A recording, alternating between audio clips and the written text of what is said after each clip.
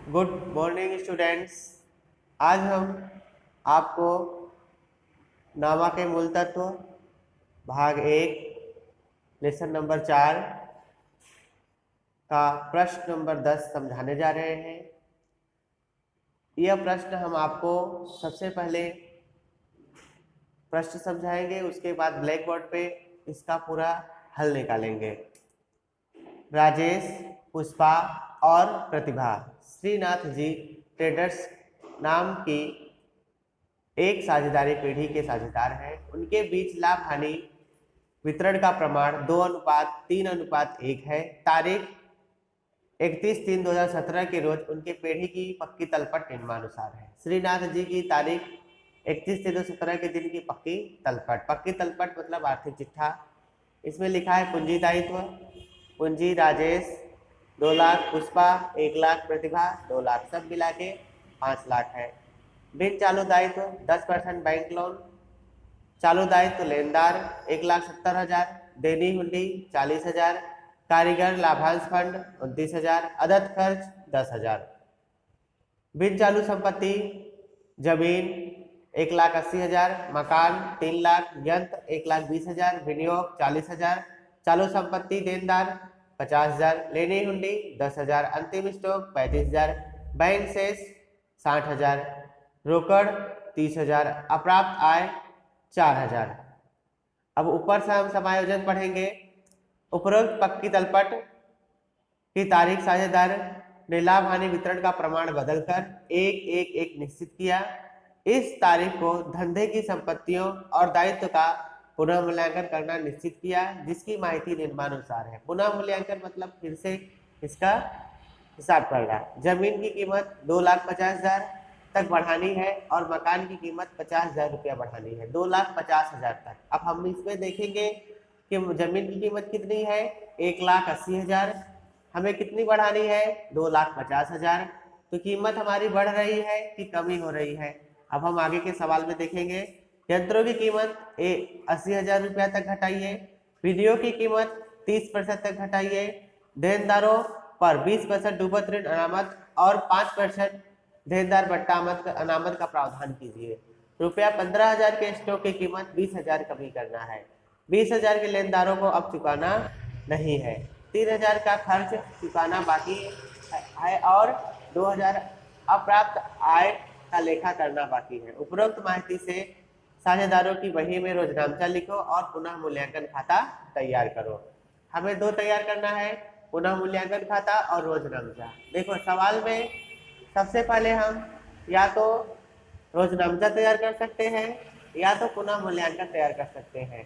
तो इस सवाल में सबसे पहले हम पुनः मूल्यांकन खाता तैयार करेंगे, जिससे कि हम रोजनामचा करने में हमको आसानी हो। तो हम अभी रोजनामचा पुनः मूल्यांकन खाता बनाने जा रहे हैं, आप ध्यान से देखें। तो आइए अब हम सवाल की तरफ बढ़ते हैं। सबसे पहले हम लिखेंगे तारीख 31/3/2017 के रोज का पुनः मूल्यांकन खाता। पुनः मूल्यांकन खाता में उधार विवरण रकम एक तरफ उधार रहेगा, दूसरी तरफ जमा रहेगा। अब हम आपको बताने जा रहे हैं पहला समायोजन। बहुत ध्यान से देखिए। पहला समायोजन बोल रहा है कि जमीन की कीमत रुपया 2,50,000 तक बढ़ानी है और मकान की कीमत 50,000 तक बढ़ानी है। तो जमीन की कीमत है वह 2,50,000 तक बढ़ानी है और मकान की कीमत 50,000 बढ़ानी है। हम पक्की तलपट में देखेंगे जमीन की कीमत कितनी है। जमीन की कीमत 1,80,000 है। जमीन की कीमत 1,80,000 है। 1,80,000 और 2,50,000 माइनस 1,80,000, कितना हमारी कीमत बढ़ गई है, कितना ज्यादा मिल रहा है। देखो जो पक्की तलपट में हो, जैसे जमीन की कीमत पक्की तलपट में 1,80,000 दिया है, समायोजन में लिखा है कि 2,50,000 तक बढ़ाना है। तो 2,50,000 माइनस 1,80,000, तो हमारी अभी की कीमत कितनी बढ़ रही है, हमको कितना प्रॉफिट मिलेगा, 70,000 मिल रहा है। यह हमारे लिए क्या है, इनकम है, यह हमें प्रॉफिट हो रहा है। तो हम यहाँ पे लिखेंगे जमीन कितना है हमारा 70,000। 70,000 रुपया को यहाँ पे लिख दिए। फिर उसी में क्या कहता है समायोजन में, मकान की कीमत 50,000 से बढ़ानी है। मकान की कीमत हमें 50,000 बढ़ा ही देना है, इसमें लिखा नहीं है इसलिए 50,000 बढ़ा देना है। हम यहाँ लिखेंगे मकान 50,000। ये हमारा पहला समायोजन पूरा हुआ। पहला समायोजन में जमीन की कीमत 2,50,000 तक बढ़ाना था। तब हमने देखा कि पक्की तलपट में जमीन की कीमत 1,80,000 दिया था, उसमें से 2,50,000 घटाया तो हमको मिल गया 70,000। मकान की कीमत बोल ही दिया है कि 50,000 तक बढ़ाना है, तो मतलब 50,000 हमारा मकान की कीमत बढ़ गया। अभी हम दूसरा समायोजन देखेंगे। दूसरा समायोजन बोल रहा है यंत्रों की कीमत 80,000 तक घटाइए। यंत्रों की कीमत जो है वो हमें 80,000 तक घटाना है। यंत्र कितना है हमारा पक्की तलपट में 1,20,000। 1,20,000 माइनस 80,000 तो कितना बच गया 40,000। अब घटाना है तो यह हमारे लिए नुकसान होगा, इसलिए उधार साइड में लिख दीजिए। कितना लिखेंगे 40,000। देखिए दूसरा समायोजन में बोल रहा है कि यंत्रों की कीमत 40,000 यंत्रों की कीमत 80,000 तक घटाइए। पक्की तलपट में 1,20,000 दिया है, 1,20,000 में से हमने कितना घटा दिया 80,000, तो बच गया कितना 40,000। फिर तीसरा समायोजन क्या दिया हुआ है, विनियोग की कीमत 30% तक घटाइए। विनियोग कितना है हमारा, विनियोग है हमारा 40,000। 40,000 गुणे 30% कितना आ रहा है 12,000। 40,000 का 30% हमको करना है, कितना 30%। 40,000 गुणे 30% कितना है 12,000। यहाँ लिखेंगे विनियोग,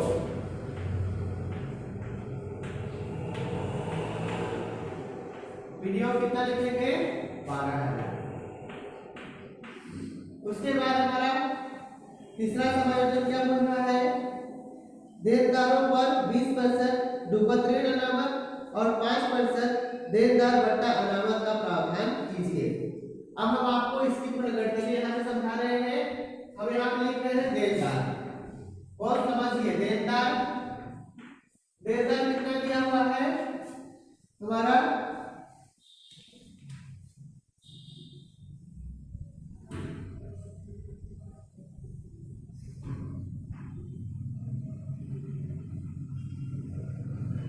50,000। देनदार कितना है हमारा 50,000। अब देनदार पे क्या बन रहा है, कितने परसेंट है, देनदार पर 20% डूबत ऋण अनामत, यहाँ लिखो 20% डूबत ऋण अनामत। डूबत ऋण 50,000 का 20% करिए गुणे 20% कितना आया 10,000। यहाँ पे कितना बच गया हमारा 40,000। अब 10% क्या हो गया हमारा डूबत ऋण, मतलब पैसा मिलने वाला नहीं, ये भी हमारे लिए नुकसान है। हम यहाँ पे लिख देंगे 20% डूबत ऋण अनामत, 20% डूबत ऋण अनामत। कितना है डूबत ऋण अनामत 10,000। फिर उसके बाद क्या होता है, हमें दूसरा इसी में लिखा है 5% देनदार बट्टा अनामत देना है। अब हम इसी पे लिखेंगे 5% देनदार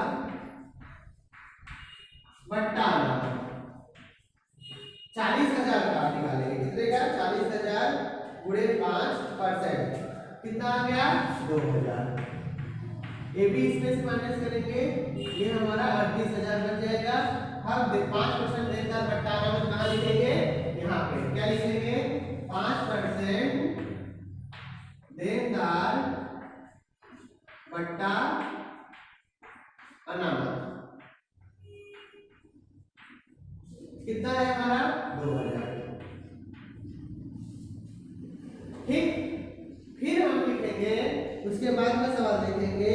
रुपया 15,000 के स्टॉक की कीमत 20% कमी करना है।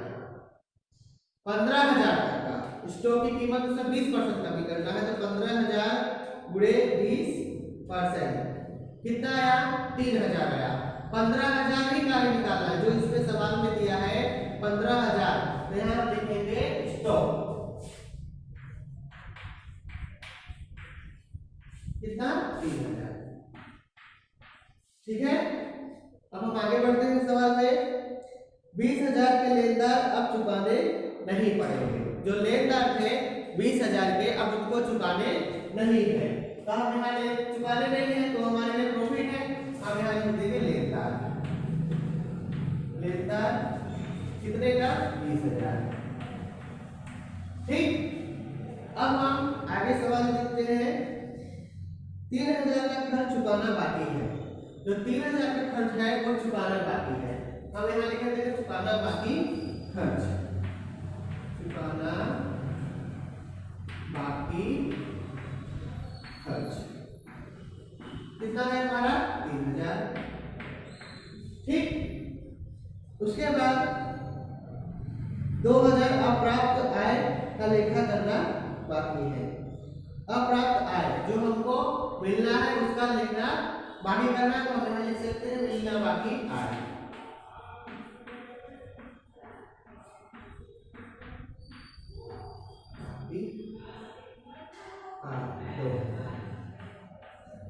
ठीक, अभी लगभग सारे समायोजन हमने यहाँ पर पुनः मूल्यांकन में कर दिया। अब पुनः मूल्यांकन हमारा पूरी तरह से कंप्लीट हो गया है। पुनः मूल्यांकन को हम अब जोड़ेंगे। इधर देखते हैं कितना है? 70,000, 50,000, 20,000 और 2,000। कितना आया? 1,42,000। 1,42,000। अब हम इसमें से माइनस करेंगे। माइनस 40,000, माइनस 12,000, माइनस 10,000, 2,000, 3,000 और ये 3,000। कितना आ गया? यहाँ लिखेंगे पुनः मूल्यांकन का लाभ। पुनः मूल्यांकन का लाभ कितना? कितना है? 72,000 है। अब ये देखो, ये 72,000 को हमें तीनों साझेदारों में बांटना है। तो कौन से अनुपात में बांटना है? दिया हुआ है यहाँ पर 2:3:1। इसका अनुपात है 2:3:1। हम यहाँ लिख सकते हैं कौन कौन है? पुष्पा, राजेश, पुष्पा और प्रतिभा। शॉर्ट में लिख देता हूँ राजेश, पुष्पा और प्रतिभा। यहाँ पी लिख देता हूँ। अब हम इसको बांटेंगे 72,000 भागे 3, 2, 5 और 1 6 भागे 6 करेंगे तो कितना का? 12। तो कितना अनुपात मिलता है? 2:3:1 है, तो 12 है। यहाँ आएगा 24,000, यहाँ आएगा 36,000 और यहाँ पर आएगा 12,000। अब हम इसको जोड़ेंगे तो 72,000 पूरा आएगा, क्योंकि 2:3:1 में बांटना है। अब इसको जोड़ेंगे तो 72,000 आएगा, यहाँ जोड़ेंगे तो हमारा 1,42,000 आएगा। इस तरह से हमारा पुनः मूल्यांकन खाता पूरी तरह से तैयार हो गया। अब हम पुनः मूल्यांकन खाता तैयार कर लिए हैं, तो हमको रोज नमचा करने में ज्यादा दिक्कत आएगी नहीं। रोज नमचा हम जल्दी कर सकते हैं। क्यों कर सकते हैं? क्योंकि हम जो हमारा रोज नमचा जो उधार है वो हमारा जमा, जो उधार है वो जमा साइड में चला जाएगा और जो जमा है वो उधार साइड में चला जाएगा। ठीक है, चलो हम अभी रोज नमचा देखते हैं। अब हम आपको रोज नमचा बनाने जा रहे हैं। पहला हमारा रोज नमचा है, आइए अब हम रोज नमचा की तरफ जाते हैं। पहला हमारा है, पहला रोज नमचा बोलता है कि जमीन की कीमत 2,50,000 है। तो जमीन मतलब जमीन यहाँ पे किसने आया है? जमा साइड में। हम यहाँ लिखेंगे जमीन खाते उधार कितने से लिखेंगे 70,000। जमीन किसमें है पुनः मूल्यांकन में क्या लिखेंगे पुनः मूल्यांकन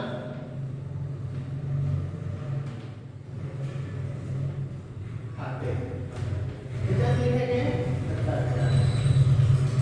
अब हम यहाँ पे विवरण डाल देंगे पुनः मूल्यांकन के कारण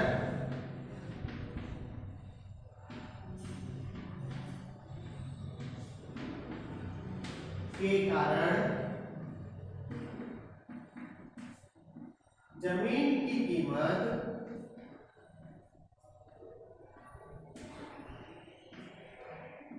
में 70,000 की वृद्धि हुई।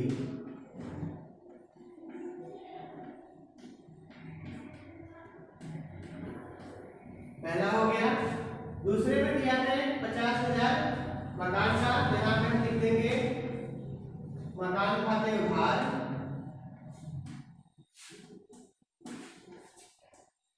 कितना लिखेंगे 50,000। फिर लिखेंगे पुनः मूल्यांकन खाते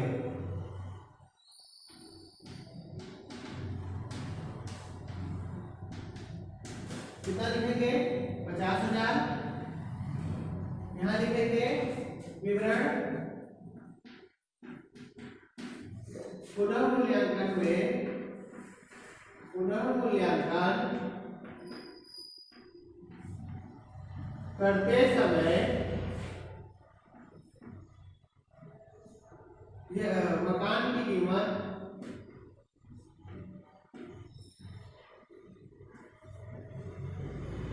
कीमत में 50,000 की वृद्धि हुई। यह हमारा दो, पहले में दो था जमीन और मकान।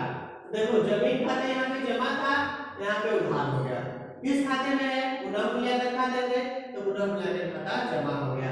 एक तरफ हम पुनः मूल्यांकन खाता बना ले, दूसरी तरफ हम रोग चनांचा बहुत ही आसानी के साथ कर सकते हैं। तीसरे में लिखा है यंत्रों की कीमत 80,000 तक है। तो यंत्र कितना इसमें लिखा गया है 40,000। कौन से का कौन से है पुनः मूल्यांकन, क्या लिखेंगे पुनः मूल्यांकन खाते उधार कितने से लिखेंगे 40,000 से। फिर यहाँ पे लिखेंगे यंत्र खाता 40,000। हम यहाँ लिखेंगे विवरण में पुनः मूल्यांकन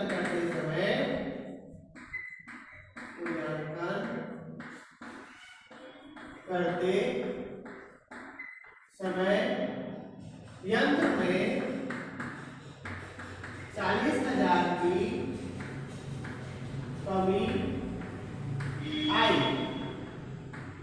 ठीक, यह हमारा तीसरा नंबर हो गया। चौथा नंबर है विनियोग। क्या लिखा है विनियोग की कीमत 30% तक घटाइए। तो विनियोग है 12,000, तो यहाँ पे लिखेंगे पुनः मूल्यांकन खाता उधार कितने से 12,000 से। यहाँ लिखेंगे 30% तक। फिर लिखेंगे विनियोग खाते विनियोग खाते कितना लिखेंगे 12,000। विवरण लिखेंगे विनियोग की कीमत में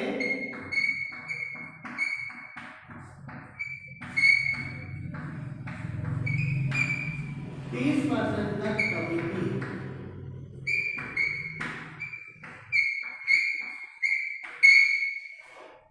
फिर हमारा आता है डुबल क्रेडिट, पांचवा नंबर। यहाँ लिख देंगे पुनः मूल्यांकन खाता उधार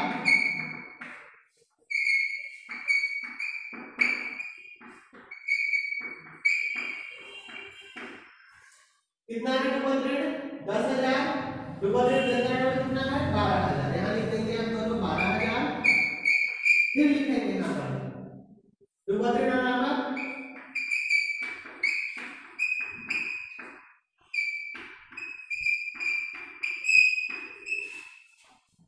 कितना है 10,000।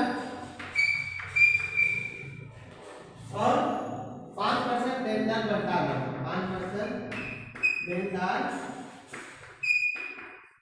बट्टा अनामत कितना है 2000। विवरण में लिखेंगे डूबत ऋण अनामत देनदार पर से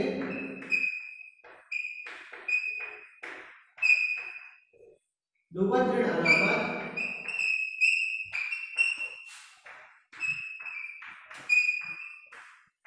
और 5% का देनदार बट्टा अनामत किया। यह हमारा यहां तक हो गया। अब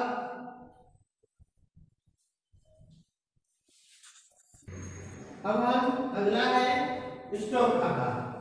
स्टॉक है यहाँ पर कितना 3000 का। तो हम लिखेंगे पुनः मूल्यांकन खाते उधार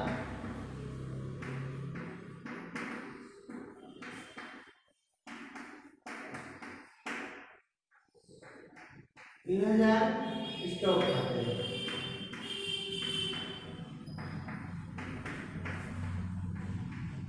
यहाँ पे लिखना था 15,000 का स्टॉक कितने परसेंट 20% तक कम किया गया। 15,000 का स्टॉक पुनः मूल्यांकन करते समय 20% तक कम किया गया। अब हमारा 7वां नंबर आता है 20,000 के लेनदार अब चुकाने नहीं है।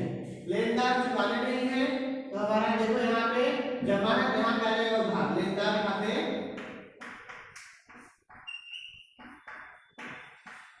उधार और पुनः मूल्यांकन खाते जमा। कितना आएगा 20,000।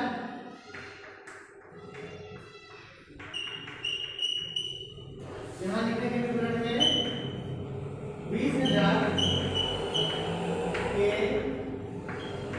लेनदार अब चुकाने नहीं है।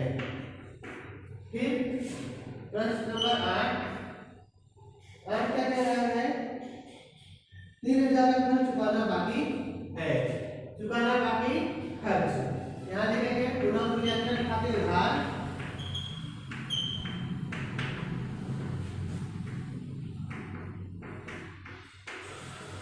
कितना 3,000। यहाँ लिखेंगे चुकाना बाकी खर्च खाता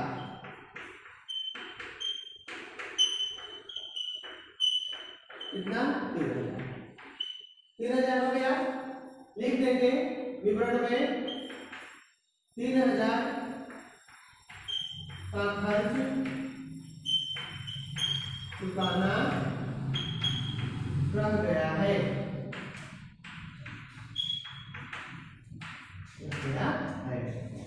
ये हमारा 8 तक हुआ। अभी मिलना बाकी और ये रखा गया है।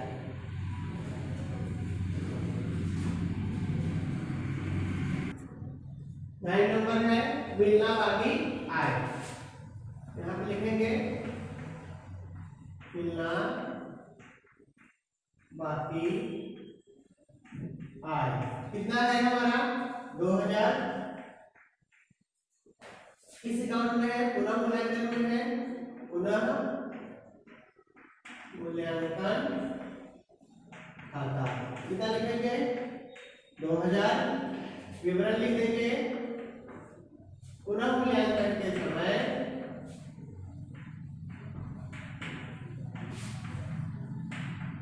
के समय 2,000 मिलना बाकी है। लास्ट में हमारा पुनः मूल्यांकन खाता, इसको हम यहाँ पे लिख सकते हैं 10वां नंबर पुनः मूल्यांकन खाता उधार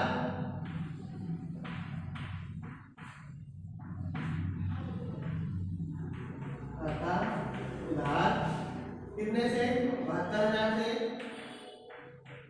फिर लिखेंगे खातेदारों का नाम, आर का खाता, पी का खाता और पी का खाता।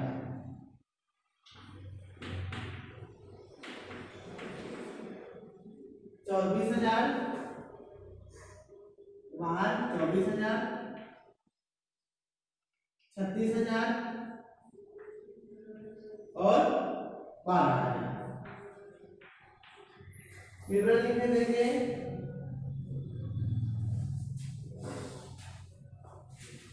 पुनः मूल्यांकन खाता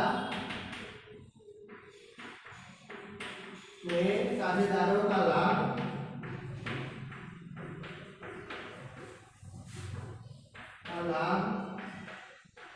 उनके अनुपात में बांटा गया। यहाँ पर आपका सवाल ये पूरा होता है। अगर इस सवाल में आपको कोई भी पॉइंट नहीं समझ में आया हो तो आप स्कूल में आकर खुद समझ सकते हैं, हम आपको समझा सकते हैं, और नहीं तो आप हमें पर्सनल रूप से कांटेक्ट करके आप हमसे सवाल या पूछ सकते हैं।